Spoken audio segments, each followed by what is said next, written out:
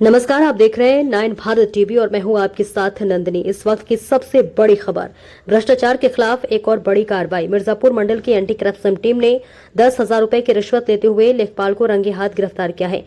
घटना भदोही जनपद के सुरग्यावा थाना क्षेत्र के अमिलहरा गांव की है, जहां पीड़ित राम आसरे की शिकायत पर कार्रवाई करते हुए एंटी करप्शन टीम ने ये कड़ा कदम उठाया। सूत्रों के मुताबिक अमिलहरा गांव निवासी राम आसरे ने आरोप लगाया था कि उसने 27 मई को उत्तर प्रदेश राजस्व संहिता की धारा 80 के तहत एक आवेदन दिया था, लेकिन हल्का लेखपाल राघवेंद्र कुमार ने इस कार्य के एवज में 10,000 रुपए की रिश्वत की मांग की है। इसके बाद 29 मई को शिकायतकर्ता की ओर से एंटी करप्शन टीम ने जाल बिछाया और दोपहर करीब 12 बजे लेखपाल राघवेंद्र कुमार को अमिलहरा गांव में दोहरन की घटना दुकान के सामने रिश्वत पैच लेखपाल राघवेंद्र कुमार को अमिलहरा गांव में दुखहरन की दुकान के सामने रिश्वत लेते समय रंगे हाथ गिरफ्तार किया।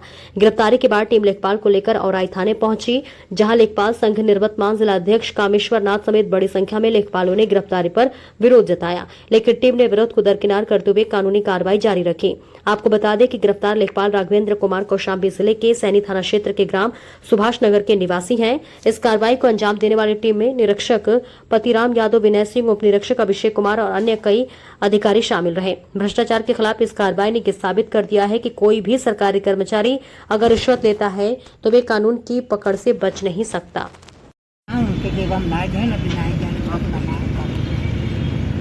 आपका नाम क्या है? गांव कौन सा है आपका? ठीक।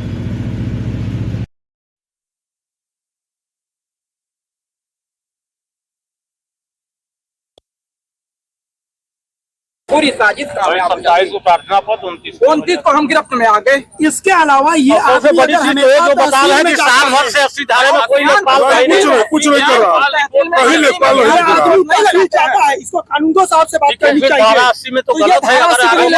संपर्क किया किस बिहार का संपर्क किया? दुख का कारण यही है भैया, क्यों जाएगा? नहीं दुख का कारण यही है कि जिसमें हमारी कोई भूमिका नहीं है उसमें हमको संलिप्त किया जा रहा है।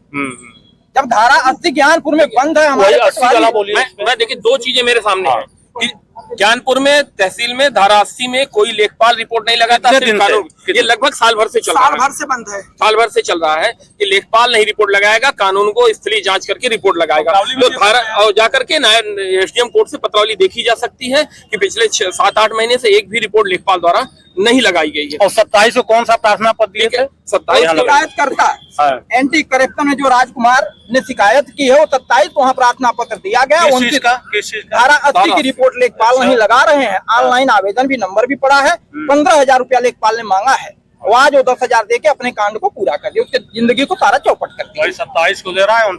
सबसे मेन बात ये है 24 घंटे में सबसे मेन बात ये 24 घंटे में पूरा हुआ। 27/5 का आवेदन है और उसके बाद जो है 29 तारीख को उठा। चलिए लगेगा। सबसे बड़ी प्रॉब्लम ये है कि धारा 80 की जब रिपोर्ट कानून को लगाता है तो ये लेखपाल से संपर्क करने गए क्यों? क्या काम था इनका लेखपाल से? साल भर से अगर ये साजिश नहीं है, ट्रैप नहीं है, लेखपाल नहीं लगाएगा भाई ये तहसील हमेशा आते जाते रहते हैं, इनको पता भी है तहसील में, पता है, इनको सारी चीजें पता है और ये भी पता है रिपोर्ट, तो फिर आप लेखपाल से संपर्क क्यों कर रहे हैं? विशुद्ध दलाली करता है तहसील में आकर के, और सारी चीजें उसको पता है कि कहाँ पे कौन रिपोर्ट लगाएगा। ग्राम प्रधान ठीक है, एक दलाल जाता है उठवा के ले आता है किसी को। ठीक है, ये एंटी करप्शन वाले बिंदु कौन है जिसने एप्लीकेशन है? इनसे खाली बस कहाँ का है? किस गाँव? ये अमिलहरा का है। अच्छा, अमिलहरा का है और बराबर तहसील जाता है। किसी न किसी की दलाली लेकर के बराबर तहसील जाता है। ये अमिलहरा के भी लेखपाल यही है। अमिलहरा का लेखपाल वही। ठीक है, तो मूल मुद्दा ये है कि उसको जबरदस्ती फंसाया गया है। आप केवल कॉमन इतना समझिए कि जब ये आदमी तहसील गया और सब कुछ है तो फिर उसमें क्यों इंटरफेयर किए? चलिए बिजनेस लिखवा। आप जो है जो शिकायत करता है इनका एक ये पक्ष है कि ये हमेशा एसी के पेशेवर हैं और ये नई नई चीजें डेली बनाते हैं, कहीं कहीं टाइप करने काम करते हैं। इनके जो नंबर है 9454898073 एक नंबर है, दूसरा है 8957766423। ये यूज करते हैं। इनकी भी CDR चाहिए कि कहाँ कहाँ कितने प्लानिंग करते हैं डेली। अगर चाहिए तो प्रॉपर ट्रांसपेरेंसी चाहिए, तो ये होना चाहिए कि इनके भी निकले किससे किससे बात करते हैं, कितने अभियोग पंजीकृत करने डेली प्लान करते हैं। यही इनका पेशा है, इसी से इनका जीवन यापन होता है, यही काम करते हैं ये। मैं उत्तर प्रदेश लेखपाल संघ जनपद भदोही वर्तमान जिला अध्यक्ष श्री कामेश्वर नाथ मिश्र मैं यह जानना चाहता हूं आप सभी पत्रकार महोदय से कि हमारे सरकार की चौथे स्तंभ आप हैं। जितनी घटनाएं होती है हमारे सभी साथियों को क्यों औराई थाने पे ही लाया जाता है? इसके पीछे का रीजन स्पष्ट किया जाए। आप लोगों के सम्मुख ग्रामीण जनता के द्वारा इस तरह का बयान दिया गया कि उनके द्वारा जबरदस्ती बर्बरता पूर्वक हमारे लेखपाल साथी को फंसाया गया है। ये एक घटना नहीं है, जनपद की सारी घटनाओं के साथ ये लोगों द्वारा जघन्य अपराध की तरह किया जाता है। यह घटना कई जनपद में, अभी एक जनपद में लेखपाल 15 दिन पहले से सीमांकन कर रहा था, वहां जाके जबरदस्ती उठा के लिया। वहां की ग्रामीण जनता थाना को घेर के लेखपाल को वापस छुड़वाई थी। सिर्फ राजस्व विभाग और पुलिस विभाग ही करप्ट है, बाकी सब विभाग दूध के धुले हुए हैं।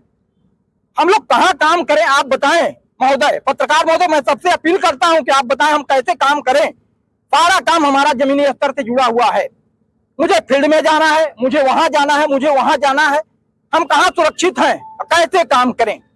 आप लोग भी इस पर विचार करें। ये जो कार्य चल रहा है इससे हम लोग काफी भयभीत हैं और ये जो कार्य कर रही है एंटी करप्शन टीम, पूरा उत्तर प्रदेश लेखपाल संघ इनका घोर निंदा करता है।